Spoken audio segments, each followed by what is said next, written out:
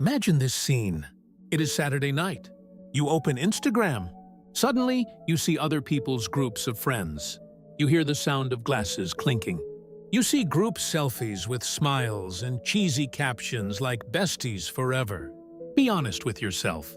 Do you ever feel a pain in your heart when you see these things? Society is always telling us that having a lot of friends is the important thing. It says that the more friends you have, the successful and important you are. Now take a breath and think about your own Saturday night. Maybe you are alone in your room. Maybe your phone has been silent for 2 days. Not a single message. Even thinking about responding to a group chat makes you feel tired. If you tell someone that you do not have a group of friends, and you do not have a friend either, they will probably look at you with a mix of pity and suspicion. They will immediately think that there is something with you. They will think that you are weird or that you have social skills. What if I told you that for some people being alone is not a bad thing? What if science proved that people who prefer being alone are actually better at understanding the world? Does that sound good to you? Let us sit down and talk about this. We are going to challenge the stereotypes about people who like being alone. By the end of this video, you will not just accept being alone. You might actually feel sorry for people who are always trying to fit in with the crowd.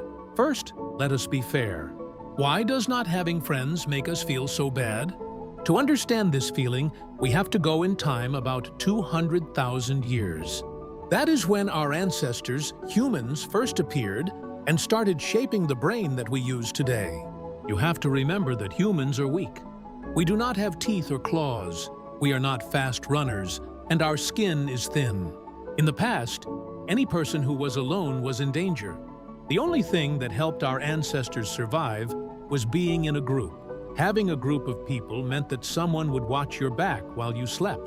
Someone would share food with you. Being kicked out of the group was not just sad, it was a death sentence. Because of this, our brain has a warning system. When you are rejected or alone, the same part of the brain that feels physical pain is activated.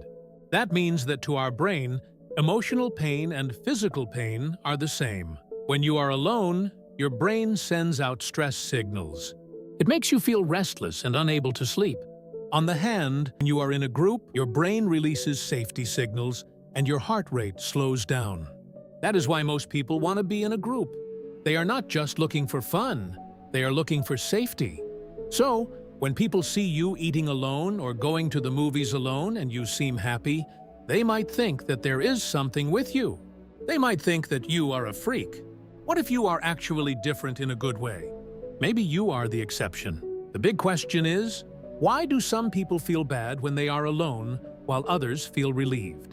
The difference is not in personality, in how your brain works.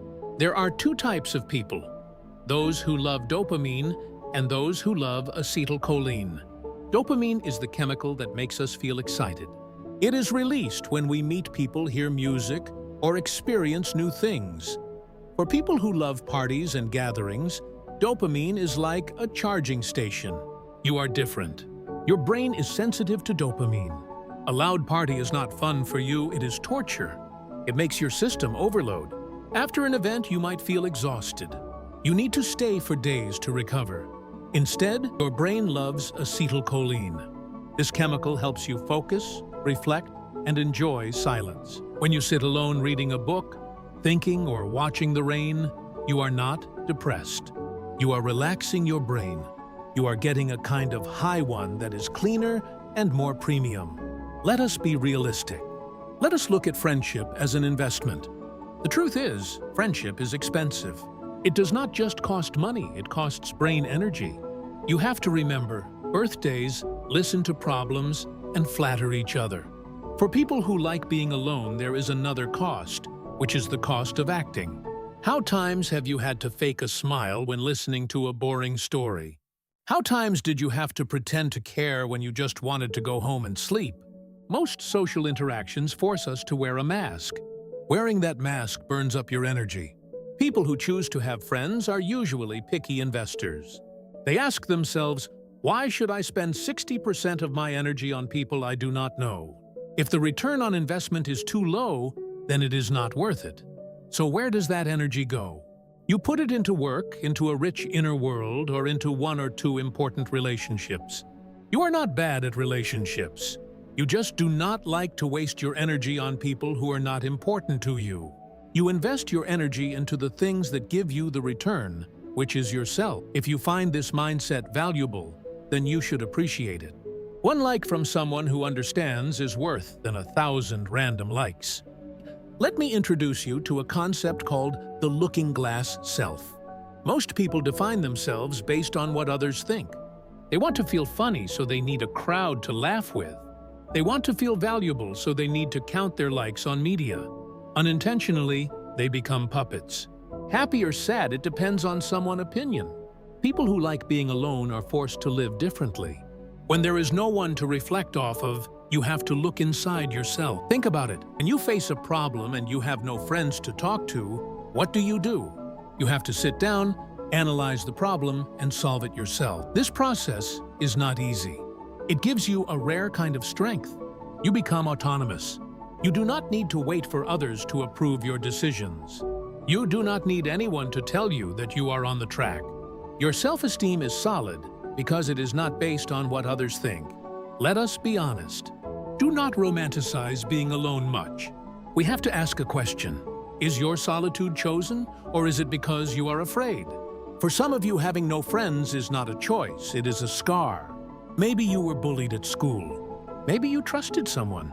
They hurt you. After that, your brain installed a formula: humans, pain. So you choose loneliness as a defense mechanism. You build walls around yourself not because you like being alone, because you fear getting hurt again. You say, "I do not need anyone," because admitting that you need them sounds too risky. If you see yourself in this, it is okay. It does not mean you are broken, it means you are a survivor. Your brain is just trying to protect you. Remember, solitude should be a place where you rest, not a prison that confines you. Use this time to heal, not to run forever. Now let us flip the issue. People often think that those who like being alone are cold and unfeeling. The truth is, people who like being alone are often very empathetic. They feel everything deeply. They are like sponges without filters. They feel sad when they see someone sad, when they see someone anxious. If they put themselves in a noisy place, they would feel overwhelmed. They would feel like they are under attack. That is why they choose to withdraw. They choose to have no friends, not because they are heartless, because they care too much. They are protecting their energy because it gets depleted easily. Finally, let us look at history. Isaac Newton, Nikola Tesla, Beethoven, and Picasso were all loners. They did not spend their Friday nights partying or worrying about media. They were focused on their work. They were hunting for legacy, not joy. When you are alone, your brain switches to a mode called the default mode network. This is when the magic happens. In a world that's noisy and crowded, boredom is almost extinct. Boredom is the ground where creativity grows. If your hands are always on your phone, your ears are always listening to gossip, where is the space for a great idea to emerge? When you cut out socializing, you gain thousands of hours of life. In the silence, you truly meet yourself. There is a saying, you're the average of the 5 people you hang out with the most. So what if you do not have a group of friends? Congratulations, you are not diluted by anyone. You are an original person. So what does all this mean? If no one invites you out this weekend, do not blame yourself for being inferior. You are just playing a game. While they are busy connecting, you are learning to stand on your own. While they are running after noise, you are mining the power of silence. While they are building relationships, you are building your character. There is a difference between loneliness and solitude. Loneliness is the pain of being abandoned. Solitude is the pride of standing. Times someone asks you why you are quiet, or why you do not go out. You do not need to explain or apologize. Just smile, because you know you are not missing out on anything. You are busy building your empire in a world that is addicted to illusions. That is it for this video. If this resonated with you, it means you are probably wired differently than the crowd. That is exactly where your power lies. Do not go back to the noise yet. Do not forget to subscribe so you do not miss any videos. See you!